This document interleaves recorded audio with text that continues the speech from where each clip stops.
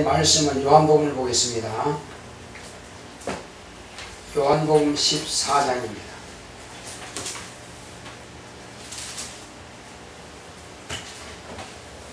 요한복음 14장 16절로 20절까지입니다.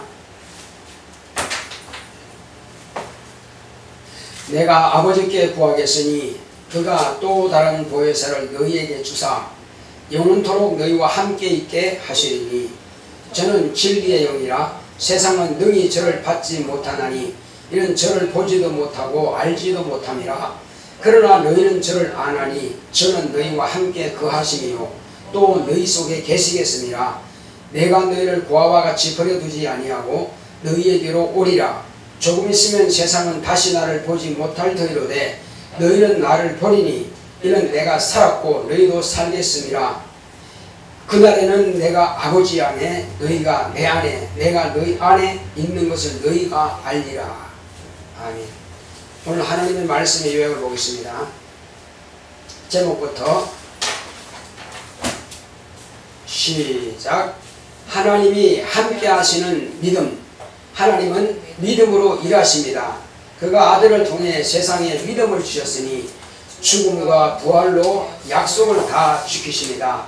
그의 죽음은 세상 죄를 담당하는 죽음으로 세상은 죄로에서 해방되었다. 세상은 예수께서 자기의 죄를 담당하신 구주이심을 믿을 선택권이 있다. 영생을 얻으려면 유일하신 참 하나님과 그의 보내신 자 예수 그리스도를 아는 것이다. 영접하는 자 곧 그 이름을 믿는 자들에게는 하나님의 자녀의 권세를 주셨다. 자녀의 권세를 얻은 증거는 예수께서 자신을 믿는 자를 위해 아버지께 구하여 보혜사 성령을 보내주신다. 영원히 함께 하신다. 인자로 오신 예수님은 하늘 보좌에 계시고 예수 안에 임하셨던 성령님은 예수를 믿는 사람 안에 임하셔서 예수님이 하신 말씀을 생각나게 하시고 가르쳐 주신다. 그는 진리의 영이라 세상은 받지 못한다. 아버지께로부터 나오시는 보혜사 성령은 진리이신 예수를 증거하시려고 오신 진리의 영이시다. 보혜사 성령을 모신 사람은 예수께서 하신 모든 능력과 이적을 행하며 마귀의 일을 멸하며 귀신을 쫓아낸다. 예수님께서 아버지 안에 계심을 알게 되고 우리가 예수님이 우리 안에 계심을 우리가 안다. 하나님이 함께 하시는 믿음이다. 하나님은 믿음으로 일하시는 분이십니다. 하나님께서 우리에게 아들을 보내주심으로 믿음이 무엇이라 하는 것을 우리에게 가르쳐 주셨습니다. 하나님께서 하늘에 있는 영들과 또 물질 안에 있는 이 우주 안에 있는 모든 물질들, 만물들을 창조하시는 것도 믿음으로 창조하신 겁니다. 그러므로 하나님께서 우리에게 하나님을 믿어라 이렇게 말씀하십니다. 하나님을 믿으라 하는 것은 하나님의 믿음을 가져라 하시는 말씀인 것입니다. 그러므로 믿음이라고 하는 것은 우리가 세상 사람들이 생각하는 그 믿음과 우리가 생각하는 믿음이 차원이 다릅니다. 또 세상이 말하는 진리와 우리가 말하는 진리가 전혀 차원이 다릅니다. 자, 세상에서 믿음 하면은 자기가 자기를 신뢰하는 바로 신념이 있습니다. 우리가 지금 공부를 열심히 함으로써 자기의 장래 진로를 어떻게 이끌어갈 것인가, 자기를 위해서 투자하고 또 그런 꿈을 가지고 있습니다. 비전이 있습니다. 그 비전을 이루기 위해서는 반드시 신념이라고 하는 것이 있어야 됩니다. 신념이 없으면 그것도 없어요. 그냥 허지부지 대충 살다가 말죠. 그러니까 농부가 농사 지을 때도 봄부터 씨를 뿌리고 모내기를 하고 거름을 주고 힘을 내주고 부지런히 가꾸는 것은 가을에 수확이 얼마만큼 되어서 얼마의 수익을 올리겠다고 하는 어떤 그러한 비전, 꿈이 있기 때문에 그러니까 이 땅에서 이 정도의 수확을 올릴 수 있다라고 하는 자기 노력한 대가만큼의 어떤 이익이 있다고 하는 것을 자신 스스로가 믿는 것입니다. 이걸 신념이라고 그래요. 그러나 이제 그 신념뿐만 아니라 또 다른 사람과의 거래 관계에 있어서 내가 이번에는 이것을 이 정도의 값을 받을 것이다. 그러므로 그 사람과 전화를 하든지 만나서 간에 식사 함께 하면서 내가 이렇게 납품을 할 것이다. 이제 그런 생각이 있죠. 그래서 그 사람과 나의 관계에서 그 사람이 나를 얼마나 신용하느냐에 따라서 또 거래가 잘 성사될 수도 있고, 아니면 신용이 좀 안 좋으면 거래가 좀 이렇게 안 될 수도 있습니다. 그래서 사람과의 관계에 있어서 서로가 믿어주는 것을 우리는 신용이라고 합니다. 이 신용도 믿음이죠. 요즘은 은행 거래에서 꼭 자기의 재산이 없다 할지라도 거래가 아주 정확하게 약속이 잘 지켜지는 그런 고객 같으면 신용대출도 받을 수가 있습니다. 또 카드를 만들어도 아무에게나 카드를 만들어주는 게 아닙니다. 지금은 심지어는 통장 계산하는 것도 까다롭죠. 왜냐하면 제대로 못 갚을까 봐서 그게 안 해줍니다. 그러나 신용 있는 사람들은 통장 계산을 잘 해주죠. 이와 같이 신용이라고 하는 것은 남과 나와의 관계에 있어서 내가 그 사람에게 얼마만큼의 믿음을 주느냐 하는 것이 바로 신용인 것입니다. 그러므로 세상이 아는 것은 신용과 신념 이 두 가지를 아닙니다. 그런데 세상은 저 하늘에 있는 것은 관심도 없어요. 하늘이 있는지 없는지, 하나님이 살아 계시는지 안 계시는지, 더군다나 그런 신에 대한 그 믿음은 관심도 없습니다.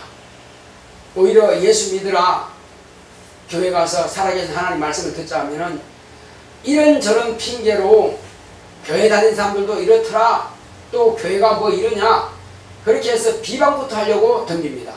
그러니까 그 사람들은 자기 양심을 가지고 뭔가 해보려고 그러죠. 그러나 우리는 내가 혹시 내 신념이 좀 약하고 의지가 좀 약하고 사람들로부터 내가 신용이 조금 떨어진다 할지라도 과연 하나님에 대한 신앙만 확실하다면 천국 가는 데는 지장이 없는 것입니다. 그러나 세상 사람들이 자기 신념이 확실해서 돈도 잘 벌고 사업도 잘하고 또 남녀의 관계도 좋고 그런 신용과 신념이 좋다 할지라도 과연 살아계신 하나님의 약속의 말씀을 의지하는 그 신앙이 없다면 천국 가는 길은 미련한 것입니다. 가는 길은 없습니다. 그처럼 또 이 세상 사람들이 말하는 진리가 있습니다. 이 세상 사람들이 말하는 그 진리가 뭐냐? 그것은 세상 이치를 말하는 것입니다. 세상 이치는 물은 위에서부터 아래로 흐르고 또 온도가 높아지면 물이 되고 더 높아지면 순기가 되고 이런 눈으로 볼 수 있고 경험할 수 있는 것들을 이제 또 과학적인 어떤 근거를 들이대고 그런 것을 가지고 세상 사람들은 진리라 말합니다. 그런데 그런 진리도 과학이 더 발달하게 되면은 바뀐다는 사실이에요. 왜냐하면 세상 이치라고 하는 것은 꼭 그대로만 있는 것이 아니라 더 나은, 더 향상된 그런 이치를 발견할 수도 있는 것입니다. 그래서 세상이 말하는 것은 대중들이 다수가 인정할 만한 그런 것들을 사람들을 공유하는 것, 그것을 이치라, 이것을 갖다가 진리라 말하는 것입니다. 자, 그러나 그들은 우리가 가지고 있는 이 진리를 전혀 알지 못합니다. 이 진리는 하나님께서 아들을 통해서 우리에게 주신 것이 바로 진리입니다. 자, 과연 그러면 아들이 오시기 전엔 진리가 없었느냐? 성경 구약성경에도 진리를 말하고 있지만은 그러나 확실한 진리는 영원히 변하지 않는 것이 진리입니다.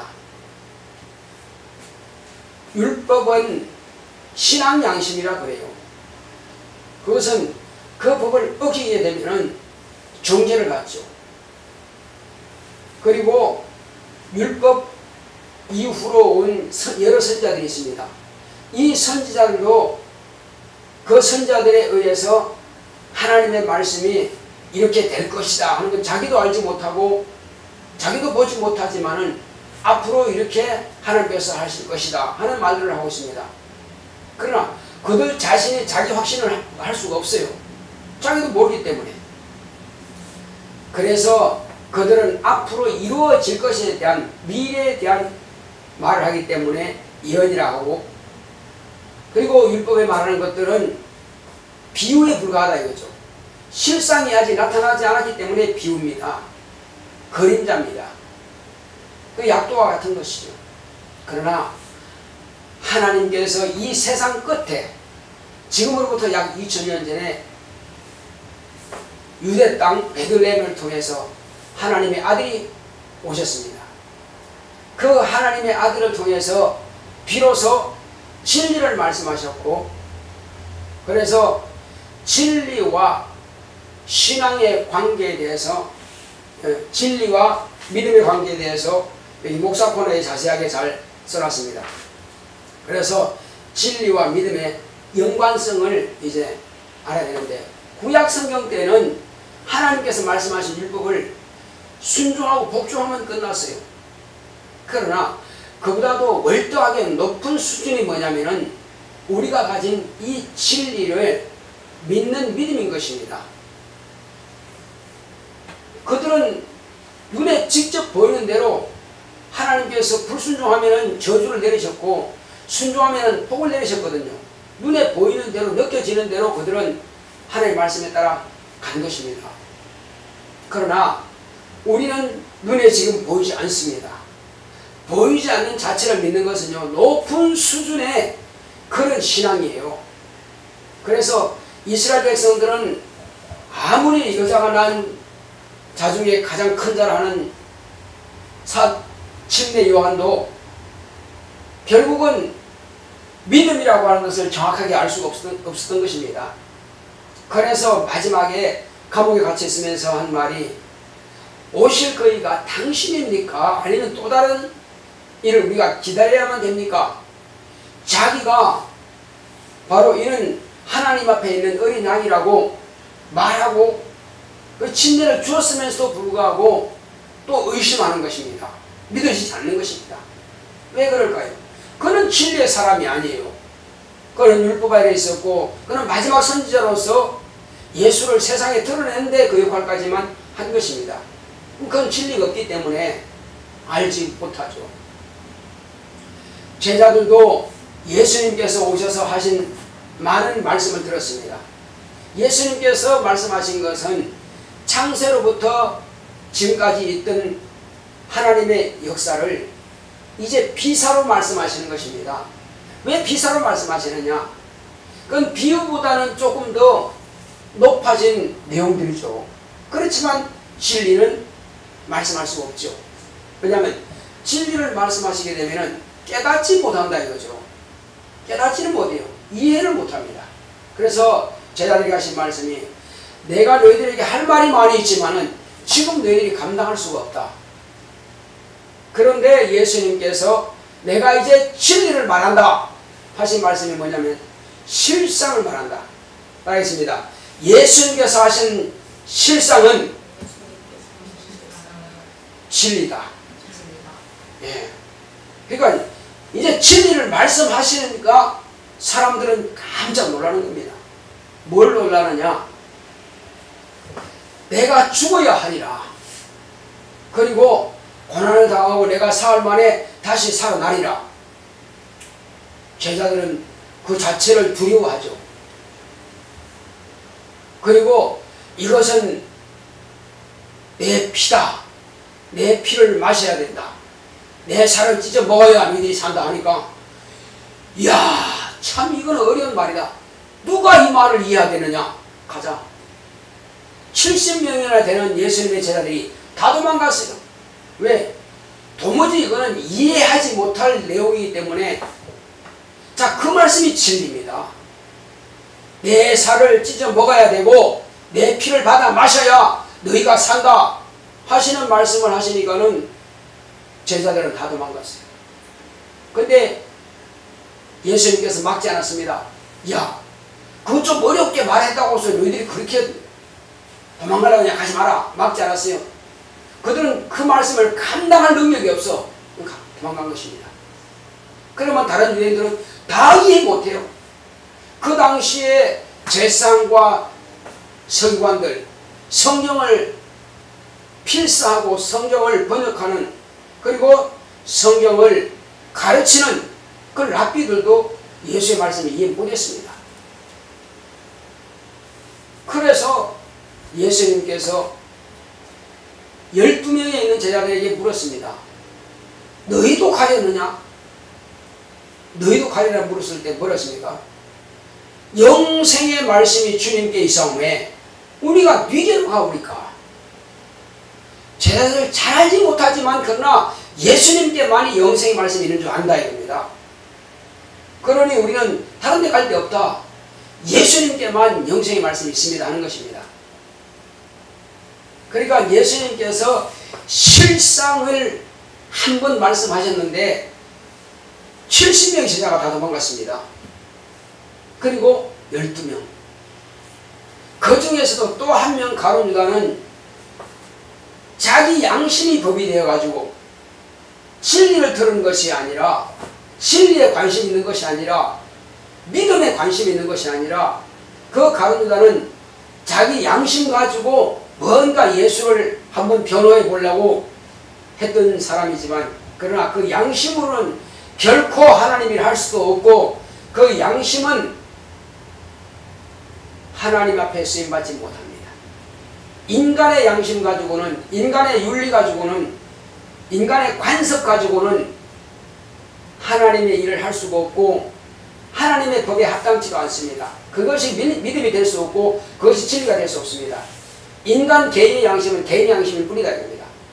또 개인의 양심이라고 하는 것은 상황 윤리가 될 수 있습니다. 상황에 따라서 그 양심이 바뀔 수가 있어요. 그 나라의 법도 상황에 따라서 바꿀 수 있습니다. 그러므로 영원히 바뀌지 않는 법은 오직 하나님의 아들이 오셔서 말씀하신 진리만이 바뀌지 않습니다. 비사는 또한 아닙니다. 예수님께서 하신 율법도 있습니다. 그건 율법이에요. 모세가 말한 율법은 육체까지만 하는 율법입니다. 그러나 마태복음 5장부터 7장까지는 예수님께서 하신 그 율법은 이제 혼까지입니다. 마음까지입니다. 마음까지 하는 그 율법은 엄청난 상위법이죠. 그들은 이해 못하죠. 그러나 진리는 그 이상이다 이겁니다. 예수님께서 하신 말씀은 당신 자신입니다. 당신 자신이 어떻게 행할 것이냐. 예수님께서는 당신이 오셔서 직접 내 몸을 너희들에게 찢어준다. 직접 내 피를 너희들에게 쏟아준다. 그래서 예수의 피가 뭐냐? 예수의 피의 역할은, 피에는 생명이 있다 이거죠. 그 생명을 우리에게 내어주시는 것입니다. 그러므로 생명을 맞바꾸지 않는 이상은 우리가 구원받을 수 없습니다. 우리가 아담적부터 내려오는 죄인이라고 하는 그 신분은 사망입니다. 죄인이라고 하는 신분은 사망이에요. 하나님께서 우리 조상 아담에게 먹는 날에는 정령 죽으리라 하셨거든요. 먹었어요. 정령 죽은 겁니다. 사망입니다. 죄가 들어왔습니다. 그래서 그대로만 간다면은, 하나님께서 다른 진리의 법을 주지 않았다면은 아담의 모든 자손들과 아담은 어디까지 갑니까? 지옥을 갈 수밖에 없어요. 영영한 형벌까지 갈 수밖에 없습니다. 사망이거든요. 그런데 바로 그 하나님께서 우리를 긍휼히 여기시고 불쌍히 여기사 새로운 법을 우리에게 주셨는데, 그 법이 뭐냐? 당신의 품 안에 있는 아들을 내어주셔서 죽으리라 했던 그 사람의 죄를 대신해서 그를 죽게 하신 겁니다. 하나님의 아들이 죽지 않으면 우리는 죄인이라는 신분에서 자유할 수가 없다 이거죠. 그래서 우리가 죄인의 신분에서 해방될 수 있는 길은 예수님 당신이 피를 쏟는 길밖에 다른 길이 없다. 피를 쏟아서 비로소 우리의 죄를 바꾸는 겁니다. 우리의 죄는 가져가시고 우리에게 의를 주신 겁니다. 하나님의 아들이 의죠. 죄가 없는 의입니다. 그러므로 하나님의 의를 우리에게 주심으로 우리가 사망에서 생명으로 옮긴 바 된 것입니다. 우리가 비로소 살아난 거예요. 이것이 바로 예수의 피의 역할입니다. 그러면 예수의 살이 뭐냐? 예수의 살은 흙에서 나온 살이 아닙니다. 하나님 아버지의 품에서 나오시는 영영이 썩지 않는 몸이라 이겁니다. 그런데 썩지 않는 몸을 우리에게 내어주신 겁니다. 죽음이라고 하는 것을 통해서 비로소 그 생명을 우리에게 주심으로 우리는 영원한 생명을 가진 겁니다. 예수의 피는 과거의 죄를 없이 하는 피요, 예수의 살은 이제 죄에서 사함받은, 죄를 없이 받은, 의롭다 하심을 받은 아담과 그 자손들에게, 아담의 자손들에게 영원한 생명을 주신 것이 바로 예수의 살입니다. 예수의 살은 썩지 않기 때문에 영원한 효력이 발생되는 겁니다. 그래서 우리는 예수의 피를 통해서 과거의 죄를 사함받았고 예수의 살을 통해서 영생을 보증받은 겁니다. 따라했습니다. 예수의 피는 과거의 죄에서 사함받았고 예수의 살은 영생을 보증받았다. 이것이 진리입니다. 하나님 아버지께서 이것을 뜻하셨고 이것을 아들에게 명하셔서, 그러므로 아들은 내가 내 원대로 하려고 온 것이 아니라, 내 자의로 하려고 온 것이 아니라 아버지께서 나에게 내가 행할 것과 이룰 것을 친히 명령하여 주셨으니 나는 그의 명령이 영생인 줄 아노라. 그러므로 그 명령을 따라 하시는 것이 당신의 살을 찢어주시는 것이고 당신의 피를 쏟아주실 것이다 이겁니다. 이것이 진리입니다. 그러니까 아버지께서 아들에게 하라고 주신 이 말씀, 이것은 변하지 않는다 이거죠. 그런데 과거에 짐승 송아지를 잡았고 양을 잡았고 염소를 잡았고 빌고기 잡은 것은, 그것은 장차 진리가 오실 때를 대비해서 비유로 한 것입니다. 예표로 한 것입니다. 그것이 실상이라면은 짐승의 피만 가지고도 우리가 구원받을 수 있다면은 하나님의 아들이 오셔서 구태여 죽일 필요가 없죠. 그러나 짐승의 피는 짐승에 불과하다 이겁니다. 그래서 짐승은 땅에서 난 흙으로 만든 것과 같이 우리 육체의 법만 대속할 수 있으나, 그러나 영원히 대속할 수는 없고 오직 예수의 피와 예수의 살만이 우리 영원한 것까지 담당하시고 책임진 분이시죠. 자, 그래서 이 진리의 말씀을 하나님께서는 온 세상 만민에게 다 균등하게 주신 것입니다. 평등, 공산주의자, 사회주의자는 평등을 부르실 것입니다. 그런데 그들이 과연 평등하냐 이겁니다. 평등하지 않죠. 오직 진짜 자유한 사람은 김정은과 그 가정밖에 없습니다. 그 외에는 평등할 수가 없어요. 오직 그들의 노예에 불과한 것이죠. 그것이 바로 사회주의입니다. 사회주의는 그래서 다 망할 수밖에 없어요. 공산주의는. 자, 그러나 이제 우리에게 주신 예수님의 그 생명은 뭐냐? 온 인류에게 어떤 계층 또 어떤 신분 그리고 과거에 어떤 일을 했던 상관없이 똑같이 균등하게 평등하게 당신의 살과 당신의 피를 주신 겁니다. 누구에게나 다 평등하게 균등하게 다 주셨지만은 이제 이것을 받아 마시는 자, 찢어 먹는 자, 그 자신에게 달렸다 이겁니다. 누구든지 예수님께서 하신 말씀을 그대로 아멘 하고 받고 예수님을 자기의 그리스도, 자기의 메시아, 자기의 구주로 영접해 드리고 그것을 그대로 믿을 선택권이 있는 것입니다. 그렇게 믿을 수도 있고 안 믿고 부정할 수도 있습니다. 그 선택권은 각자에게 주어진 것입니다. 70억 이상의 사람들이 누구든지 다 이것을 받을 수 있지만 그러나 받는 사람은 복이 있는 자요 받지 못한 자는 복이 없는 자입니다. 복이 다른 게 복이 아니라 자기의 영혼을 영원히 책임지시고 살리는 예수 그리스도가 바로 복인 것입니다. 재물도 복이 아니고 지식도 복이 아닙니다. 이 땅에 썩어질 것은 복이라고 말할 수 없다 이거죠. 복은 영원히 썩지 않는 영원히 책임져 주시는 그 하나님의 진리의 말씀만이 복인 것입니다.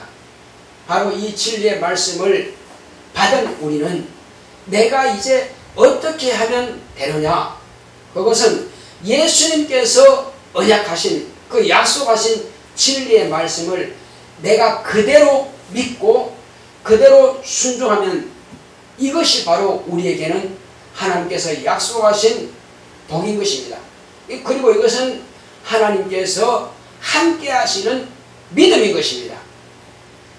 그러니까 내 신념도 하나님께서 함께 하시는 믿음이 아니요, 신용도 하나님께서 함께 하시는 믿음이 아니요, 오직 신앙만이, 진리의 말씀을 믿는 이 믿음만이 하나님께서 함께 하시는 믿음인 것입니다. 이 믿음은 하나님께서 책임져 주시는 믿음이다 이거죠. 어느 정도냐? 아들을 내어주기까지. 어느 정도냐? 자기의 목숨을 내어주기까지 하시는 믿음이라 이겁니다.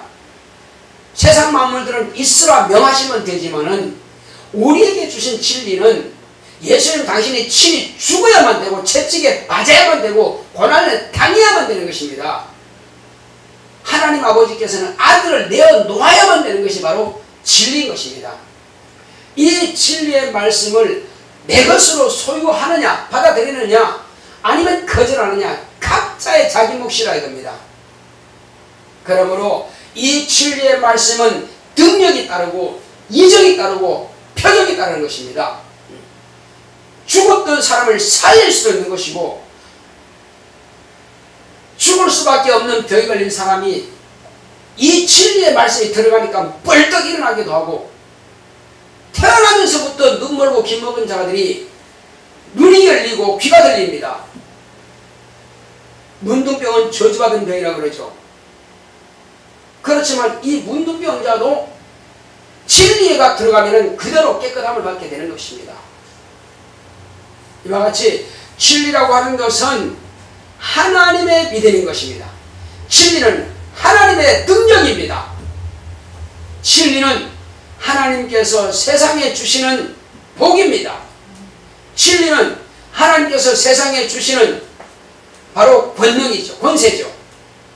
이 권세를 가진 자들은 언제든지 그 권세를 사용하기만 하면 그대로 역사가 나타난 것입니다. 불을 피우기 위해서 성냥을 그리면 불이 일어나고 돌을 누리면 라이터 불이 켜지는 것처럼 스위치를 올리면 이 불빛이 켜지는 것처럼 하나님의 진리의 말씀을 믿는 자가 사용권이 있습니다. 사용권을 예수님께서 주셨습니다. 자, 사업주들은 이렇게 하라 명령하면 돼요. 그 다음에 군대 조직에서 바로 상관은 그 부하들에게 이렇게 하라 명령하면 되는 것입니다. 과거에 백부장이 자기 종이 병들어 있을 때에 중풍으로 심히 괴로워할 때에 주여 내 종을 고쳐주소서 했을 때 내가 고쳐주려고 집에 오십니다. 근데 다른 사람을 보내가지고 주여 나는 당신이 우리 집에 오심을 감당치 못하겠나이다. 말씀만 하사 낫게 하소서. 내 위에도 상관이 있고 내 아래도 부하가 있으니 이들을 가라면 가고 저들을 오라면 옵니다.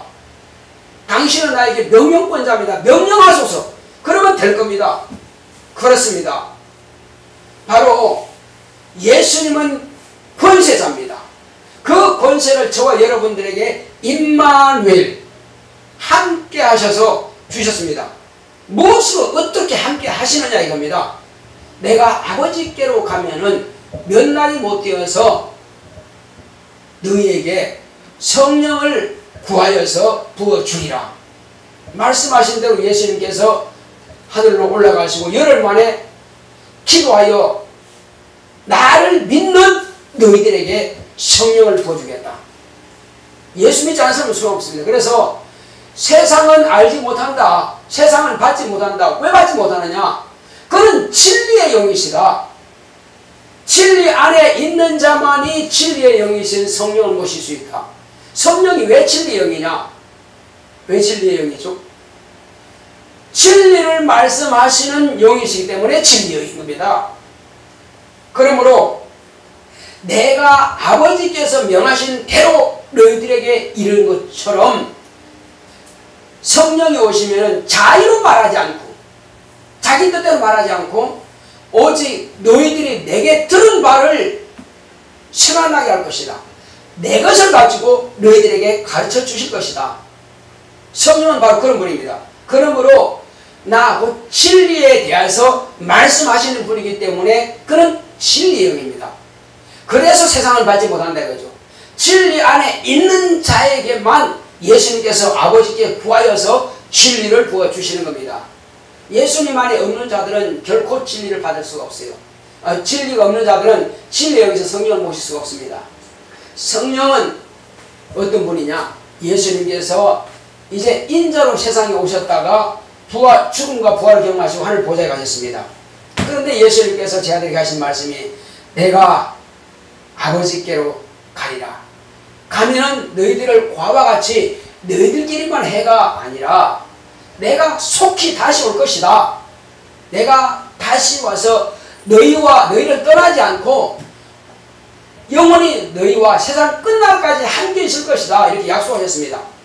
예수님께서 다시 오신다는 그 말씀에 제자들에게 예수님께서 말씀하시기를 너희들은 이제 바로 하늘로부터 내가 아버지께 구하기를 너희에게 보내준다는 그 약속하신 성령이 임하실 때까지 예루살렘을 떠나지 말라.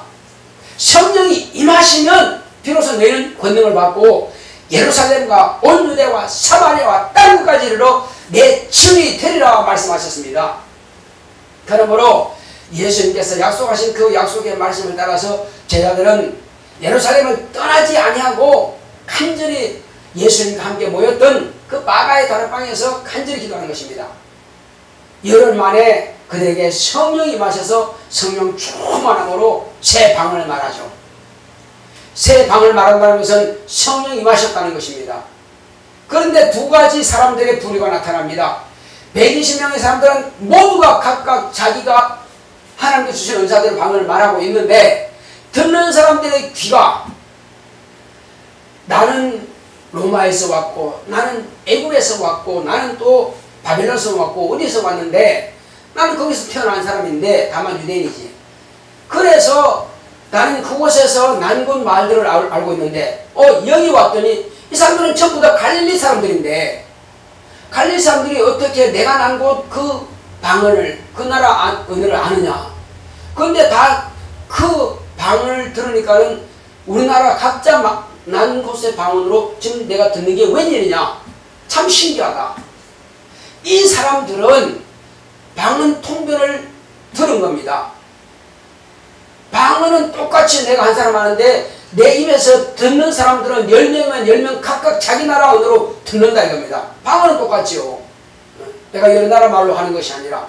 자, 그러니까 듣는 귀가 다르다 이겁니다. 그래서 이것은 방언통변 내렸거든요. 그래서 성령께서 내 안에 계셔서 나의 혀를 주관하시고 내 마음을 감동하심으로 영이 이제 기도를 하는 것입니다. 자, 그러니까는 또 다른 사람들 그래요. 이 사람들이 쇠술에 취했도다. 횡설수설하고 알아듣지 못하는 말을 하고 있네. 자, 그때에 예수님을 모른다고 3번씩이나 부인하고, 그리고 이제 예수님께서 부활하시고 나서도 나 고기 잡으러 가겠다 해서 자기 친구들을 다 데리고 갈릴리 바다 고기 잡으러 갔던 그 베드로, 그 사람이 자리에서 벌떡 일어나더니 부형들이여 들으시오. 우리 성경에 요엘 선지자가 한 말이 있다. 내가 말세에 내 남종과 여종들에게 내 영을 물붓듯이 부어주리라. 늙은이들은 꿈을 꿀 것이요 젊은이들은 또 환상을 볼 것이다. 자, 이렇게 함으로써 요엘 선지자가 장차 임하실 성령에 대해서 예언한 것을 인용하여 베드로는 이렇게 담대하게 그 말씀을 가지고 증거하거든요. 그러니까는 그 전에 예수님께서 동행하실 때는 그렇게 자기 생각대로 육체의 그런 일을 찾아갔지만은 이제 성령을 모시고 난 이후부터는 아주 담대해져서 사람들에게 바로 복음을 담대하게 알리고 가르치기 시작한 겁니다. 그리고 베드로와 요한이 이제 습관을 쫓아서 매일 12시쯤에 저 성전에 가서 기도하는데, 성전에 올라가기 전에 미문이라고 하는 것을 지나가고 있어요. 그 미문에는 항상 사람들에게 구걸하기 위해서 나면서부터 안전뱅이 된 사람을 갖다 놓습니다. 그러니까는 그 사람은 베드로와 요한을 보고 이 사람들 돈 있겠다 싶어서 한 번 주시오 하고 손을 내미는 겁니다. 그때 고개 숙이고 손만 내미는데 베드로가 뭐라 합니까? 자, 나를 주목하라. 고개 들고 나를 보라. 나를 주목하라. 그러니까 베드로를 보는 그 눈이 아주 믿음이 있다 이겁니다. 그래서 능히 이 사람은 하나님의 은혜를 받을 만하구나 해서 금과 은은 내게 없거니와 내게 능력 주시는 자 예수 그리스도의 이름으로 명하오니 일어나 걸어라. 명령하니까 벌떡 일어나서 자리에서 일어나서 걸어가는 것입니다.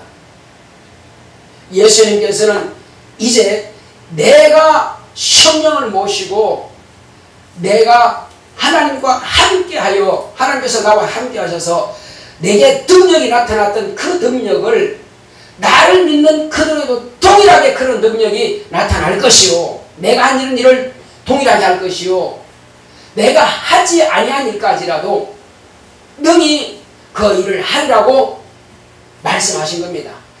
왜?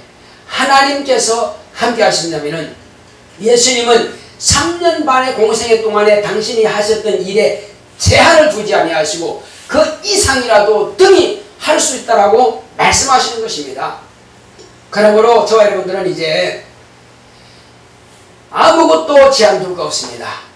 예수님께서 너희가 내 이름으로 내게 구하면은 내가 시행하리라 하신 그 약속의 말씀을 대로 우리는 예수의 이름으로 예수님께 구한다면은 예수님께서 책임지시고 당신의 하신 말씀을 변개치 아니하시고 번복하지 않고 나 몰라, 나 그런 말 한 적 없어, 이렇게 하지 않습니다. 반드시 당신의 입으로 내신 말씀은 이루실 것입니다. 사람들은 손바닥 뒤집듯이 자기가 불리하면 뒤집지만 예수님은 그럴 뿐이 아니에요. 그분은 하나님이십니다. 그분은 전능하신 분이에요. 믿는 자에게 능치 못한 일이 있겠느냐 말씀하신 것처럼 믿는 자라면 능히 다 가능하다는 것입니다. 내 안에 오신 성령이나 예수님께서 이 땅에 인자로 오셔서 모신 성령이 같은 것입니다. 베드로나 사도 요한이 모신 성령이나 저희들이 모신 성령이나 같은 성령이십니다. 곧 한 분 하나님이십니다. 그 하나님께서 저와 여러분들과 함께 임마누엘 하신 겁니다. 자, 우리 마태복음 1장 23절을 찾아보겠습니다. 마태복음 1장 23절 제가 봉독하겠습니다. 보라, 처녀가 잉태하여 아들을 낳을 것이요 그 이름은 임마누엘 하리라 하셨으니 이를 번역한즉 하나님 우리와 함께 계시다 함이라. 이 약속의 말씀이 저와 여러분들에게 성령 임하심으로 이루어진 겁니다. 하나님께서 우리와 함께 하십니다. 그러므로 우리의 믿음은 하나님께서 우리와 함께 하시는 믿음을 우리가 가진 겁니다. 이제 우리가 이 믿음을 사용할 권리가 있으니 사용하면 되는 것입니다. 기도할 때 사용하고, 능력행할 때 사용하고, 병 고칠 때 사용하고, 귀신 쫓을 때 사용하고, 하나님께서 주신 것에 대해서 감사함으로 사용하신다면 하나님께서도 기뻐하실 것입니다. 우리는 하나님의 자녀가 되는 권세를 이미 가지고 있는 거예요. 그러므로 성령께서 우리와 함께 하시는 것은 하나님이 저와 여러분들의 영혼 가운데서 함께 하시는 것입니다. 우리가 행하는 것 하나님께서 책임지십니다. 오늘 이 시간 기도할 때 하나님, 나로 하여금 주님께서 약속하신 그 약속의 말씀이 이루어지기 원합니다. 내가 주 예수 이름으로 구할 때 내게 응답하시고 나를 사용하소서 하시겠습니다.